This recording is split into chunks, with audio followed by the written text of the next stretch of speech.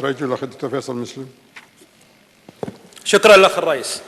الأخ الرئيس، ما في واحد مننا لو يشعر بألم من علم الكويت لن يرتفع في الأولمبياد، لكن بالأخير احنا اللي اقترحنا القوانين وسعينا في قضية إقرارها وطالبنا بتنفيذها، ولما عطلها البعض عجزت الحكومة أن تواجه وتفرض سيادة القانون.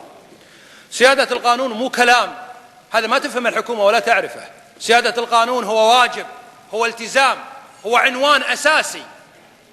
ما نتكلم عن قضية حقها في التعديل، ولو كانت تمارس هذا الحق لاحترمناه ويبقى الأغلبية تحكم الأمور. اليوم لا يمكن أن نقبل تحت أي ظرف أن يأتي من أتى يفرض سيادته على دولة يقدم لها مسودات ويقول يجب إقرارها اليوم. لا، احنا نقول تحت هذا الظرف لا يمكن نقبله.